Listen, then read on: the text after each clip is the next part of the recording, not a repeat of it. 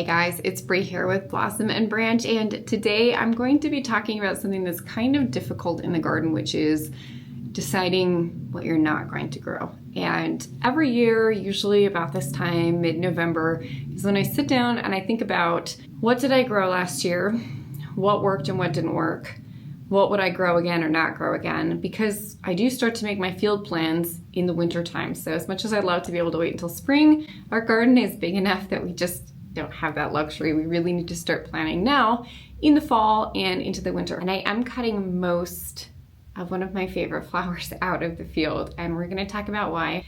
And we're also cutting something out of our home production garden that we use for food. So we're gonna talk about both those things today and why we're doing it. Let's go. Everything's pretty much entered dormancy here. Our asters are going to seed. One quick way that I've learned to spread the perennials that I want to spread is, especially these natives, because I don't always have time to start them from seed, is I just grab a handful of seed. So you can see here's a handful of aster seeds. I dig a little hole and I just bury that whole seed head. So that's how we've actually spread and propagated most of our echinacea plants and quite a few of our rudbeckia as well. It's just really simple and easy. I just do this in the fall before they all blow away. I'll often do the same with the rudbeckia over here. I can just grab a whole head and pop it right into the ground. All right, here we are in the field. This is kind of the front edge of the field, and everything is brown right now because we've had our freeze, our killing freeze. An area that I look at is the roses. Now first, let me preface this by saying that I do love roses.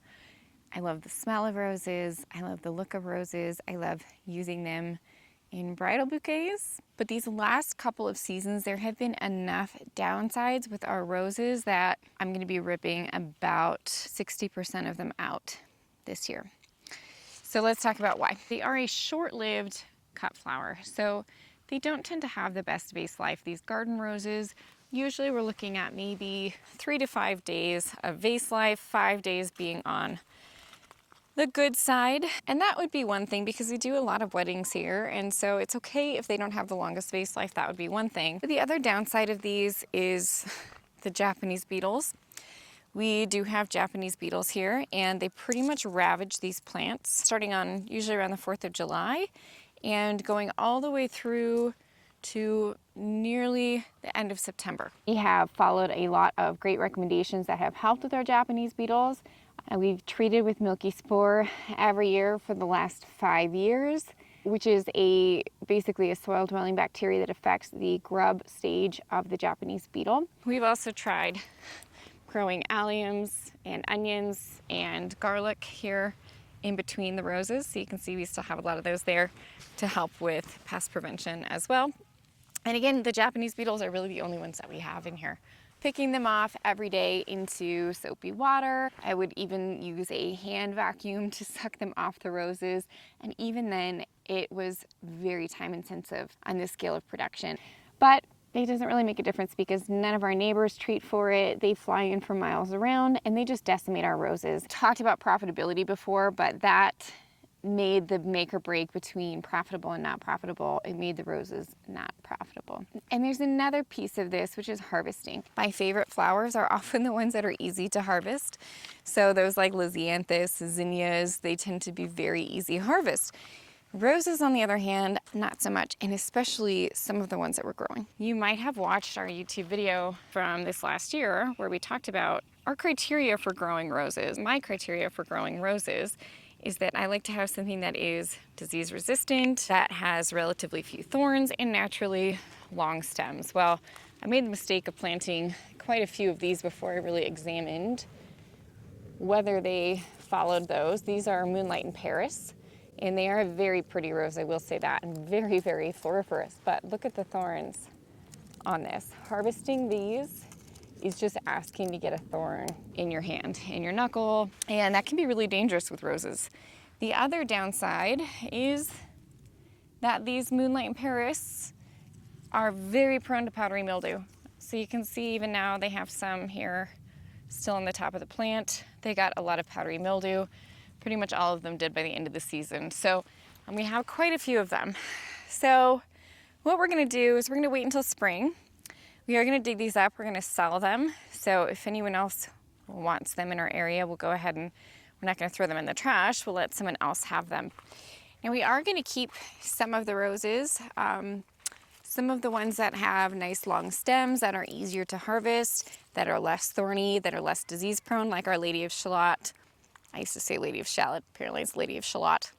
Who knew? We'll keep the Earth Angels, and I'll keep the Queen of Sweden, but beyond that, I think we're gonna cut all of the others, which are 60 to 75%.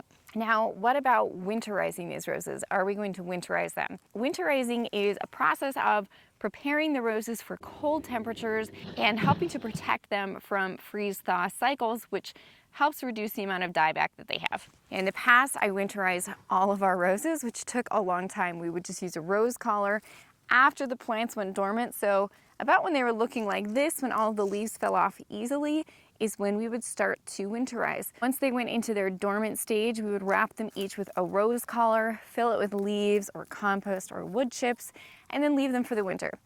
Now, if you have roses that are sensitive in your zone that maybe experience a lot of dieback, then winterizing can be a good idea. However, I'm not going to do it this year.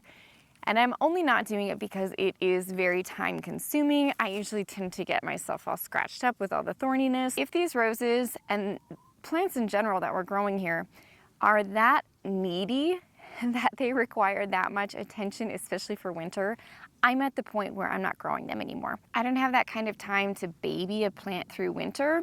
So if they're not gonna make it at this stage, I just let them go. And last year we didn't winterize any. We had a very cold winter. And with the snow that we got, they were insulated enough. They did experience some dieback, but it was okay. We just pruned it down in the spring and they regrew just fine. So winterizing is kind of a personal choice. The one time that I would say it's always a good idea to winterize is if you have a climbing rose and you get very cold in the winter, because with climbing roses, the more you can keep that old growth going, the better they'll be climbing in the following year. So winterizing a climbing rose, you can just wrap some burlap around it, stuff some leaves into it, and call it a day. That is going to be enough to help protect it. But again, just consider whether you want to be growing something that's that high maintenance for you in your zone.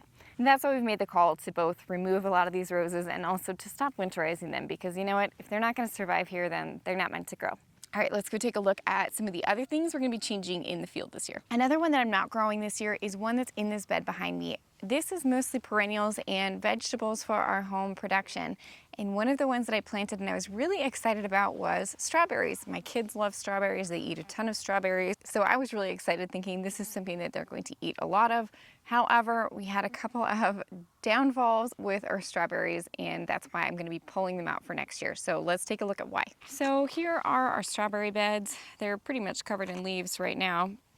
But underneath here you can see the nice green growth, and you can see they're actually doing pretty well. The reason that we're pulling them out is twofold. One is that you can see in this garden we have some grasses. Now, this is a problem that we battle in lots of different places all over the farm. This is a grass called smooth brome. I have a whole pile of it here, and it's a rhizome-based grass. So if you're familiar with something like Bermuda grass, it is similar. It spreads underground or even above ground via these stolons, and it roots along the way and spreads. And it spreads really quickly. We have it all over the property. So this is one of the grasses that they planted when this area was all developed into orchards and farms. This was all planted with this smooth brome because it was drought tolerant and it spread quickly. So the problem is when we're growing something like strawberries, which are also stolon based, they spread via these stolons, and we have a rhizome based grass, weedy grass, they really end up competing with each other, and it's very difficult, especially during the growing season, to pull out this rhizome grass without doing a lot of damage to the strawberry roots, because often I'll try to pull out the grass and it'll just break off here. So that means it's still underneath.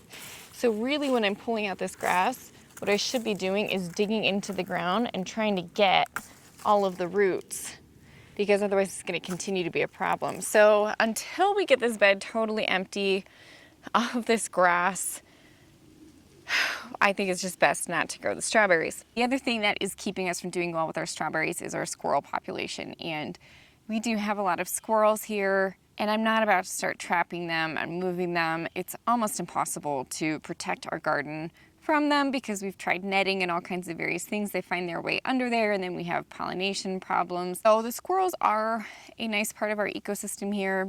They help bring foxes and coyotes to our area, which help with things like voles and mice. So I don't necessarily want to eliminate them, but they beat me to the strawberries pretty much 80% of the time. Kaisa, how many strawberries do you think we got this year?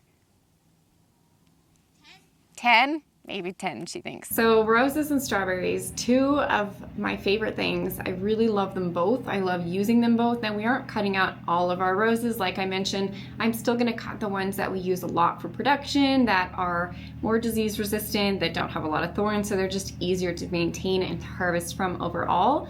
But again, for the most part, anything that really needs a lot of pampering, I'm just getting to the point anymore that I just don't want to grow them anymore in my garden. And making those decisions, while hard, will also help make our garden more enjoyable. So let me know in the comments. I would love to hear what you are choosing to not grow or to eliminate from your garden plan for next year. And in the meantime, if you like this video, please give us a like and a subscribe. We really appreciate it. And we'll talk to you guys soon around here at the farm.